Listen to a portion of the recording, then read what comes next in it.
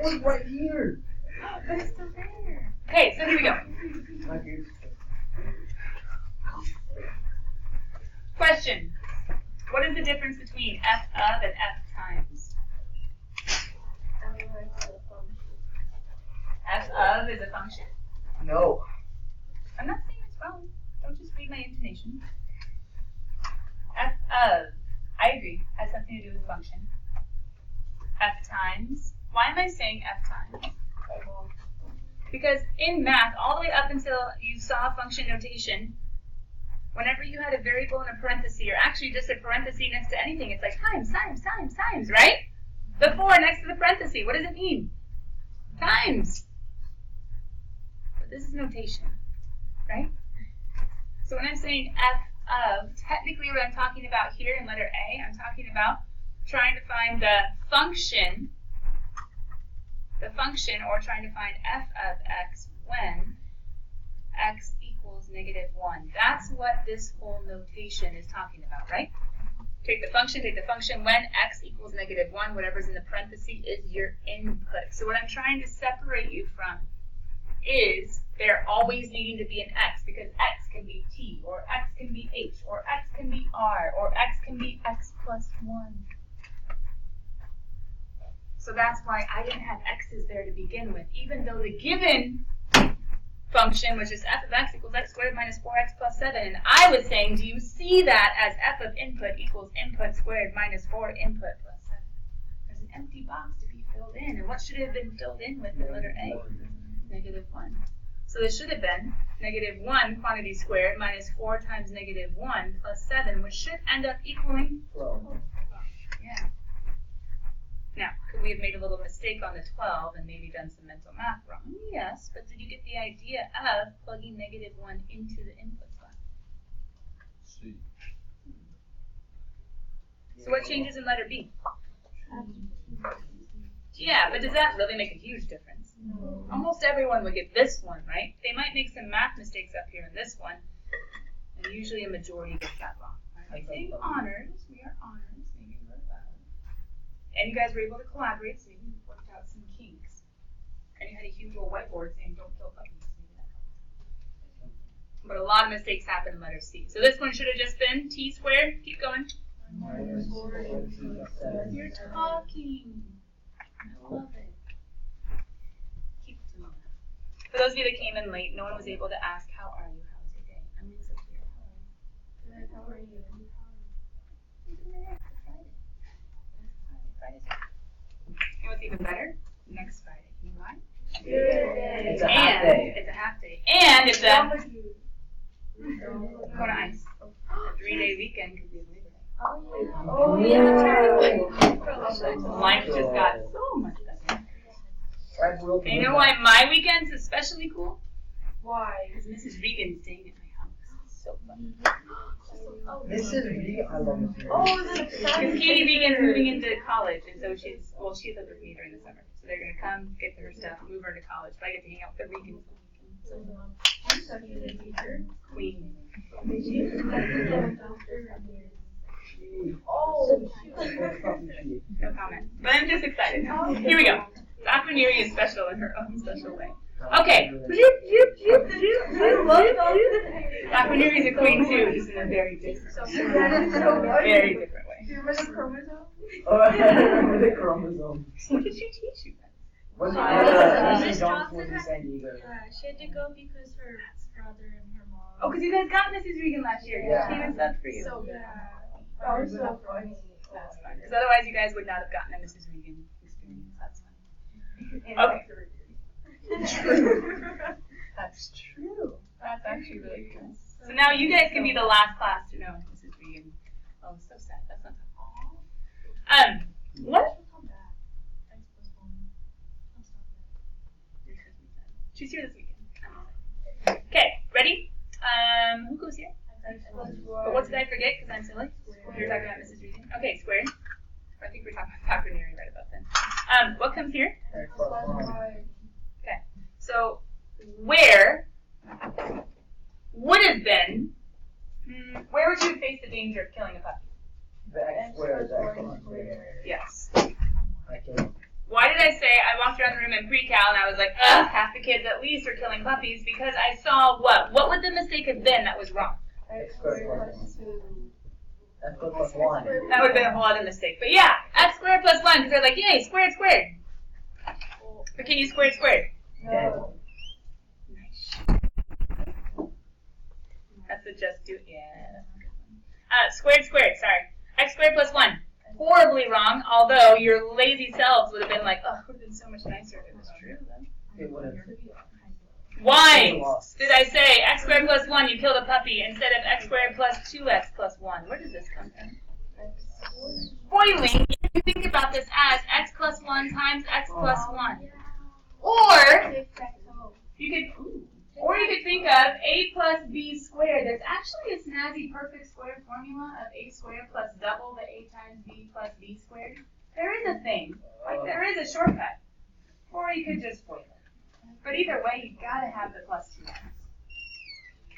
Because if you don't, your answer is wrong. You guys see the puppy? He's so cute.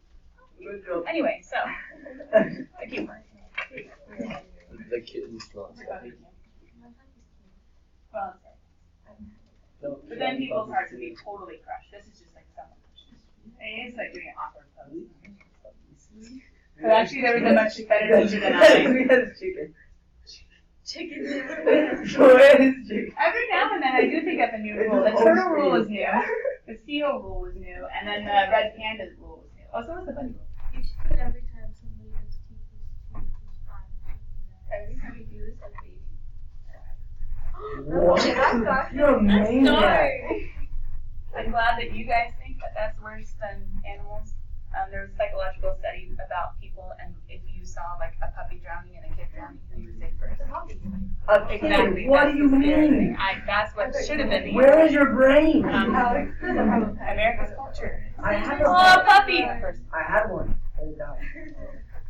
Long story short, we need to focus on one rule at a time, or else we're just gonna have this whole like zoo that's dying, and no one really knows what the problem is. So come back. What's the problem? The problem is not foiling or not using the perfect square rule. Yeah? Yes. Okay. However, I did say there was another possible animal killing. And we're not going to make a huge whiteboard out of it today, but it is a cute little seal. Yeah, he's cute. He's like a firewall. They get eaten by sharks. That's true. Dude, white sharks are the most But we're not efficient sharks. animal of all time. So we shouldn't be the ones killing. But we end up getting bitten too. Dude, white sharks are So let's cut down on all the agendas. Now I know what not to bring up with you guys. Why was I saying don't kill anything? What could have gone wrong right now? It's easy. It's You could distribution. have put negative. You could put positive.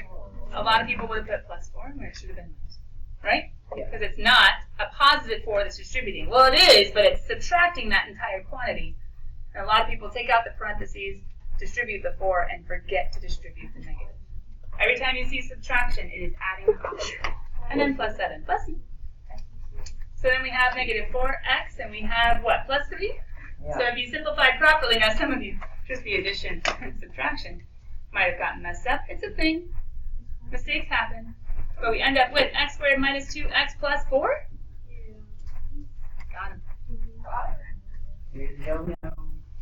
Although it would have been fun because you actually can't factor it nicely, so you would have had to go to the quadratic formula.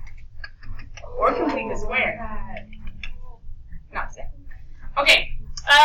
In the homework, around where you came up against these, pretty soon thereafter, there were some piecewise functions that showed up. And the reason they showed up is because they were like, okay, so what if you have this kind of given? Not this really nice one, the f of x equals x squared minus 4x plus 7, but this one.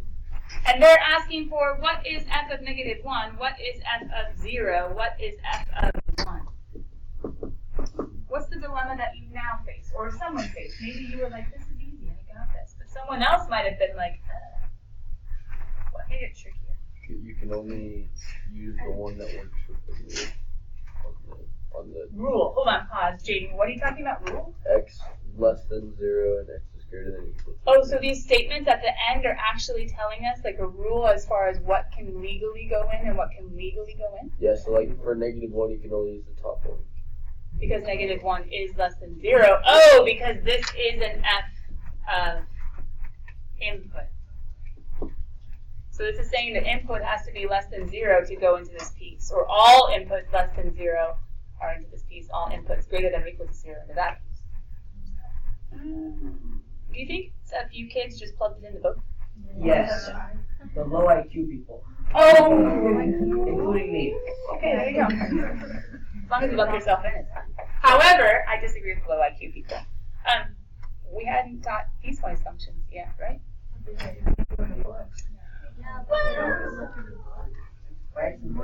Who looks at the directions? Anyway, coming back. So f of -1, can we now all understand that that means that the input is -1 and we have to look at the rules to say, ooh, where is -1 allowed to go? Well, here, okay, fine. So then where should it have been plugged in? To the top, ooh, that looks like a 7, I apologize. To the top one that says input squared or -1 squared. That's fine. And hopefully we all know a negative is a, so 1 plus 1 is 2. Wait, but 0, that's confusing because there's a 0 there and a 0 there. So that one gets plugged in twice. No. Or equal to the bottom. Only this one says or equal to. That one just says less than. So therefore, only the second piece is legal for that to be an input. Then the bottom one. Do I make mistakes too? Especially when I think there's a song for that. Almost always I make mistakes when I'm talking and writing. Multitasking is a struggle. Too bad I'm a teacher and I have to do it all day long. So yeah, keep catching me on it. For those of you taking notes in pen, maybe just give me a couple seconds before just frantically writing whatever it is I'm doing. That's why what? What piece do I plug that guy into? The second one. Do you guys see where I got to 0 from? Yes. So he's already on that one. Can you guys tell me something? Something that you did already this year that was a piecewise function for my class. I don't know.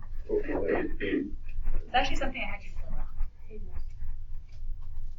The form. I have no idea. The forms. Syllabus thing. What about the forms? Now you might not know that there was a piecewise function, but there was technically kind of more in the programming of the forms. Because anything on the computer has some programming behind it, right? Now I didn't program it. I just used the program to do it for me. There's always like code behind it.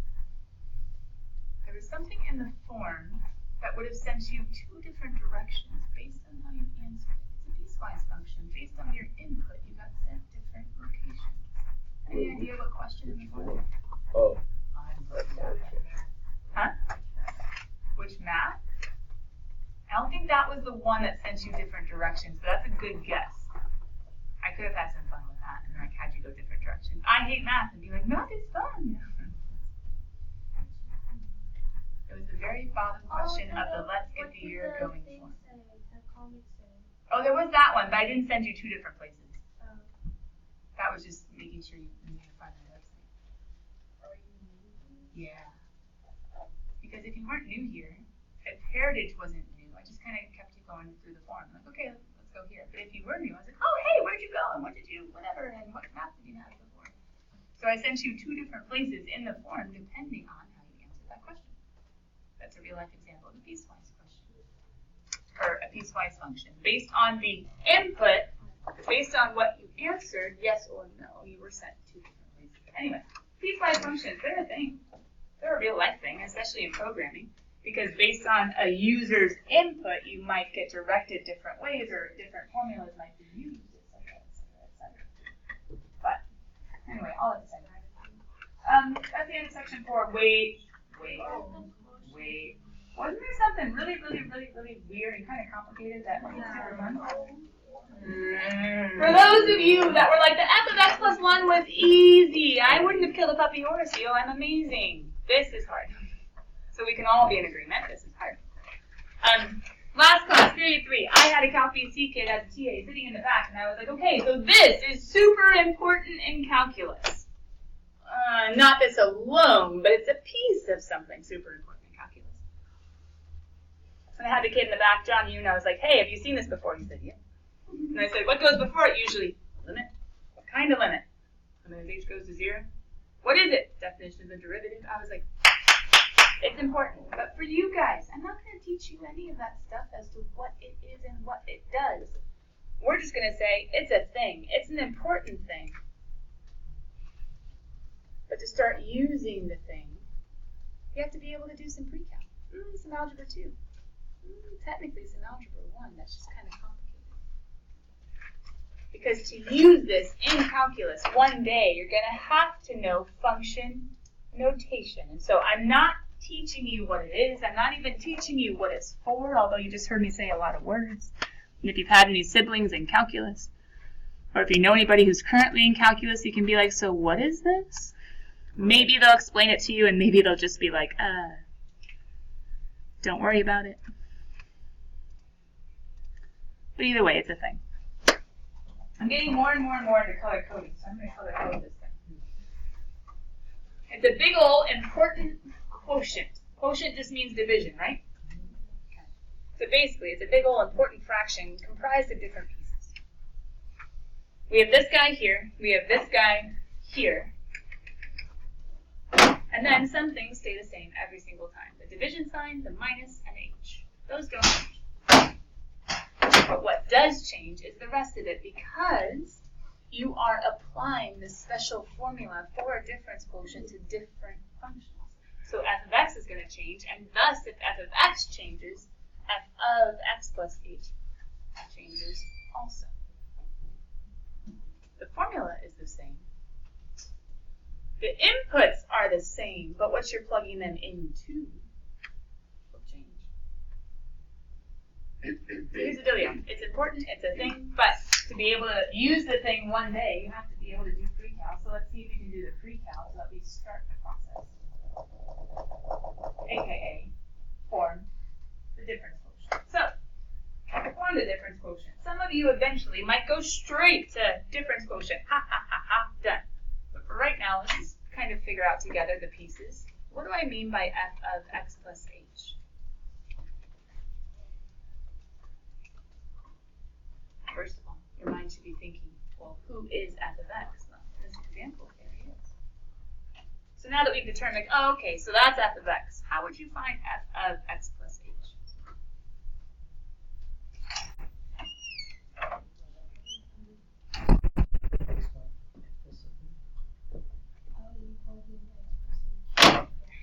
It's just like f of x plus 1, except now it's x plus h, but you're still putting in an input to whatever function. Oh, it's the same one that we just saw! So the only thing that's different is instead of x plus 1, now it's just x plus h. You might be asking, who's h? It doesn't matter. Or it's not for you right now. Do you want to know who he really is?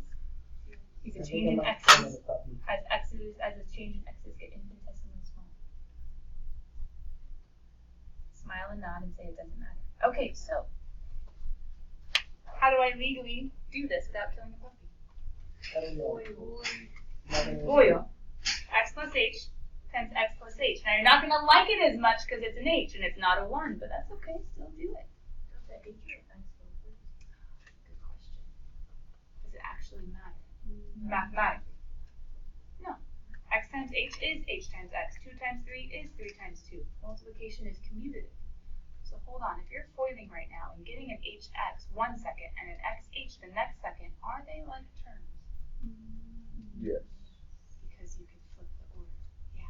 X times h and h times x is the same. So for those of you that are like, you're saying words and my brain doesn't get it, we're supposed to be doing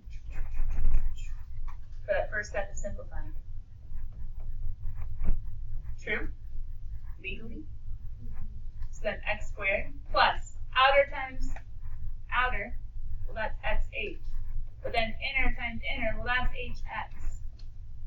If you didn't in your brain already think through when you're multiplying, hey, it doesn't matter, I'll make them look the same. Now you're stuck with, can I combine it or not? The answer is yes. You just get to choose hx or xh. You might choose xh. I'm technically going to choose hx just because I like having x be my latter one. Like x squared plus 5x plus, I like the x being there. And sometimes I like going alphabetically. But to be honest, is xh wrong? No, not at all. The key is, did you know that they could combine? Hey, isn't that the shortcut though? Square the first, square the last, double the outer end. A squared plus 2ab plus b squared. You could have done the shortcut rule too. But either way, you get x squared plus 2hx or xh plus h squared. What should you have done next? Not killing the zero. I don't know. Minus 4h. Good, let's simplify. There are no like terms. Okay, well, that was fun. That's your f of x plus h. Everybody grown? But now we just have to put it in. That was a mighty groan. The division bar stays the same. The minus stays the same. The h stays the same. What changes? Everybody else. But we have the first guy, right? X squared plus 2hx. We already groaned. You can't do it again. Minus 4x minus 4h plus 7. Ha-ha. Do you see how I put in my f of x plus h to its appropriate spot? What goes next? F of x is right here, isn't it? X squared minus 4x plus 7. The minus, the division, and the h. I'm setting up the difference quotient applied to this given function. So far, so good? So what do you think I'm going to tell you to do now? Simplify. Exactly. Well, wait, we couldn't a second ago. Who says we can now? Because there's like terms. There's more stuff, and there are like terms. What like terms do you see, Jason? X squared, X squared. What else? negative 4x. We'll just say 4x. And what else? 7. And x squared. Sorry, I'm learning the new smart notebook thing. I'm Brandon, remember. Hi, Brandon. I'm teacher. Dad joke. I had to. Someone's been saying it all week, so it's in my head. What's the joke? He's the BC kid. Okay. I'm tired. Hi, tired. Where do we go from here? Jaden, you said there were like terms, but we can't just go mushing stuff together, or else we're going to make mistakes, especially in killing seals. There's a subtraction. There's subtraction. Now, you don't have to multiply these. No, you Everyone can says, distribute the negative. but we do have to distribute the negative. So in distributing the negative, people last class got really confused because they're like, we write our 7s with lines through it. If you let your 7s with lines through it, I'll go put lines through all the 7s. But now I'm distributing negatives. So this line means negative, means positive, and means negative. They got confused. Wait, what? Well, I need to distribute my negative. I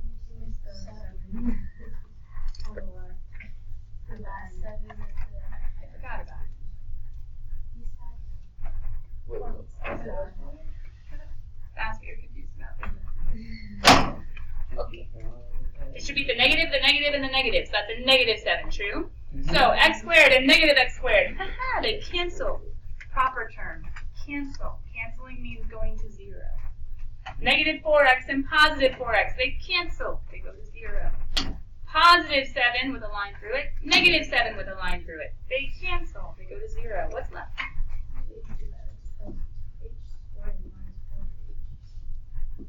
Hey! Everybody in the numerator has an h. Let's factor. Because then, what can we do if we have an h up top and an h down bottom? An h as a factor. How? Yes. What's the proper math term of crossing out so that it goes to Cancel. 1? No! Canceling goes to 0. Okay. No. Canceling goes to 0, another one goes to 1. Reduce. Reduce it to 1. Final answer is 2x plus h minus 4. Who's h? Doesn't matter. That's your final answer. You can't combine any more terms. Nothing else to combine. Who is h? Well, is a part of the answer. 2x plus h minus 4. Done, done, done. Now we're done with section 1.4, and now we're ready to go over homework. So, which we are going to do. Mr. Hart, how did that come in? We're trying to think of a name for the age, so we can call Mr. Hart. We could. So Mr. Hart's in the difference quotient, huh?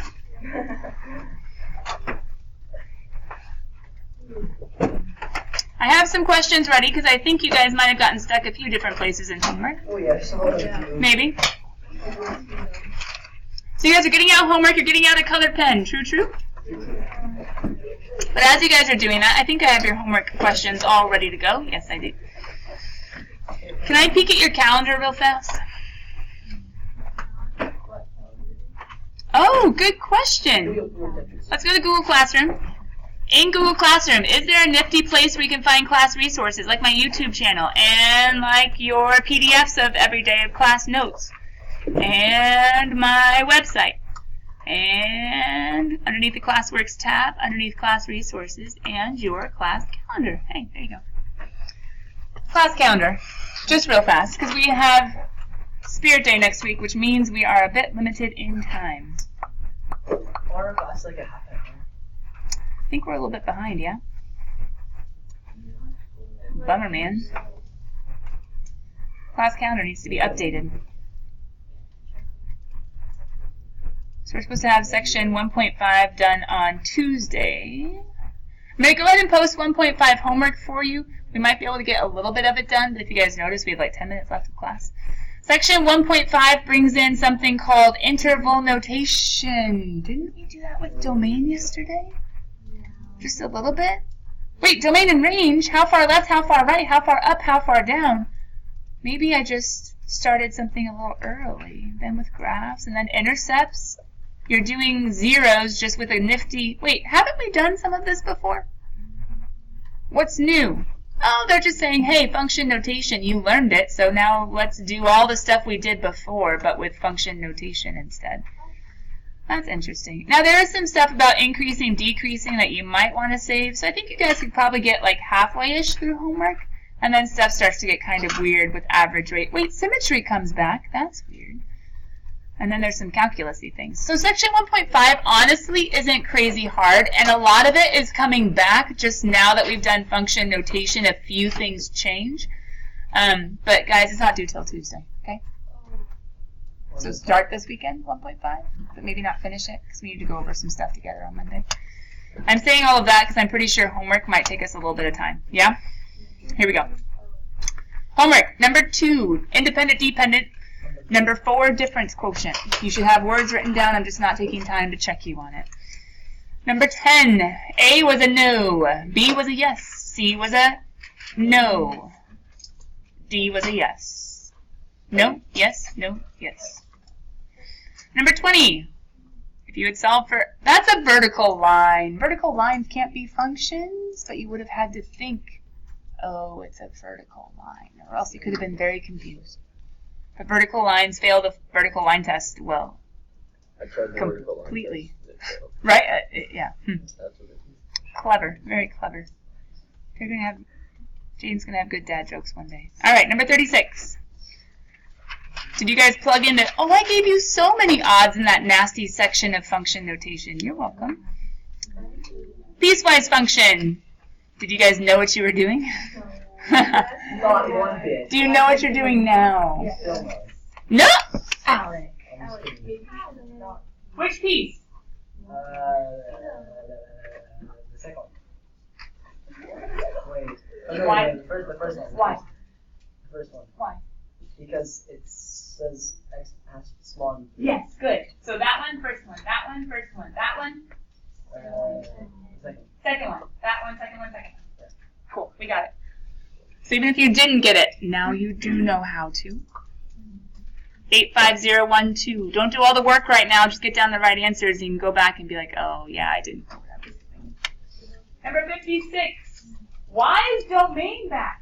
Oh, actually, wasn't domain in section 1.4? Sorry. Never mind. You never looked. Domain, factor. Did you find both? No. They're equals? All real numbers. All real numbers except, I would have said domain x can't equal 0 or 2. But I'm lazy like that. Domain x can't equal 0 or 2. Or the sentence, all real numbers except x, except x equals 0 and 2. 66. What did he remind you of? No. Oh, yes, yes, parabola with a max, the NFL problem. Oh. Parabola, remember the NFL problem? There was a parabola that had a max. But to get there, you had to make an equation. But to get there, you had to take the area and perimeter words in the problem and remember stuff about rectangles. No. Didn't you have to do that here with a box and a volume and a cube side? So you actually ended up with an x times an x because that was the area of the square and then the y. Length times width times height or depth or whatever.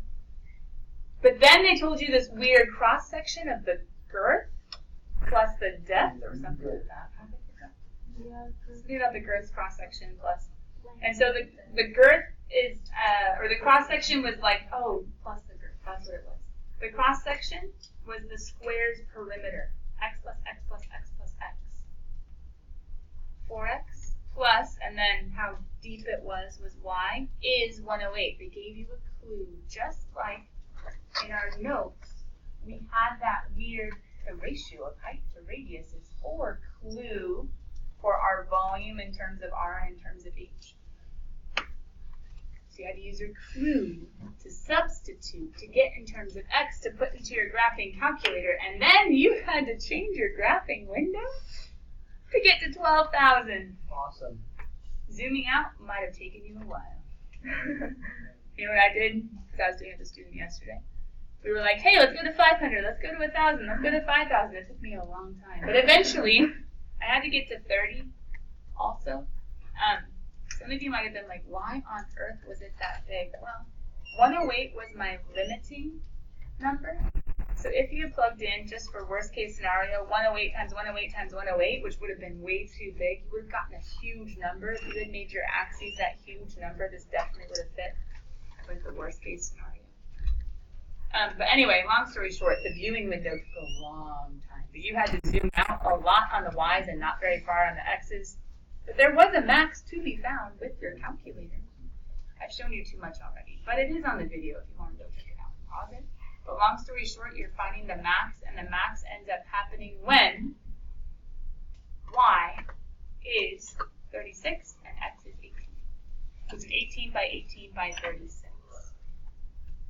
We can go over that one in more detail on Monday, but let me just have given you some hints and tied together some connections with old problems that we did and see how you do thinking it through for yourselves this weekend.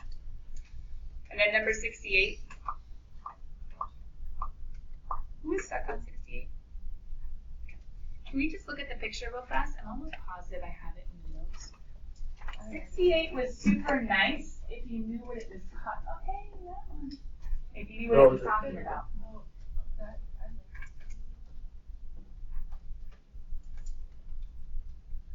The problem was there wasn't a picture. Oh, there was a picture. I put picture and figure together. Wasn't the picture a semicircle with a radius of 6?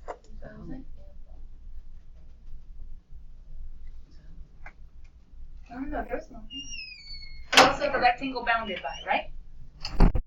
And it might have actually, you could have counted some tick marks and figured it out, but they were trying to say a generic rectangle, so it could have actually been here, or it could have been here. They just gave you a picture of one. They're just talking about, hey, there's a rectangle fit in or inscribed in the semicircle. How do you write a as a function of x? They want this. But come on, guys. Go back to what you know. What do you know about area of a rectangle?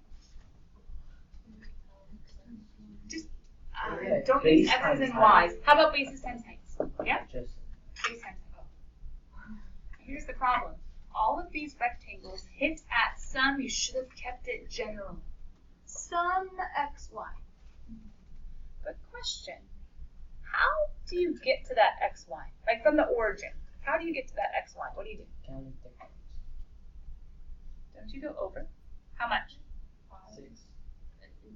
Keep it general. You go over whatever the x is, right? So you go over the x, and then you go up the y. You go over x up y. So if this is the rectangle, I'm trying to do the area of, what's his height? Y. Yeah. But what's his base? 2x. Pretend I actually drew it nicely. I didn't draw it very symmetrically. But it would have been 2 x's, not just 1. That's why this weird formula randomly showed up if you guys were just looking at the answer key of area equals base times height. Yes, but the base was 2 of those x's for whatever rectangle you were drawing. So the general formula is 2xy, but you can't go putting that into your graphing calculator to find the max. But you do have a clue. And your clue is, hey, guess who y equals?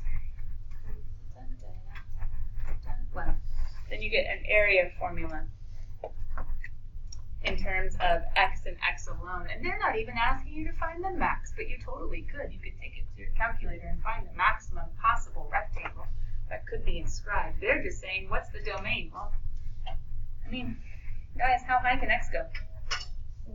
6, but not including 6. And how low can x go? Okay. So the domain's going to be, oh, we could have looked there. In between 6 and negative 6, because I can't have that go negative. I think that's the last problem. Am I right or am I wrong? No, there's more. Oh, there's more. That's the last even. And then there's all the difference quotient units. But that's the last even. Okay, I have your book open to section 1. We have like a minute left. So what we're going to be able to do with that minute is not, you guys, walk me through every single possible place you're still stuck in homework. But are there any places that you're stuck in homework that we haven't touched on today for you to take home with you and try to figure out over the weekend and bring you remaining questions on Monday? We talked about the difference quotient, talked about piecewise functions, talked about function notation, and I even gave you hints on the nasty word problems at the end. Anything else where we got stuck? No? Okay. You guys do me a favor then? If you have your phone, here's what I want you to have ready for Monday. Take a picture of these 2 pages and can you have them written in your notes? If someone wants to take a picture and post it in your Google Classroom as a comment, I'm sure some people would. Airdrop it. Well, the people would have to have their phones to have it airdrop. Who's going to be in charge of putting it in Google Classroom? Queen. Alright, well kids, get this in your notes and get it ready for Monday. Otherwise, try to work out the problems you're still stuck on and come with remaining questions. I'm sorry to kill you, Poppy.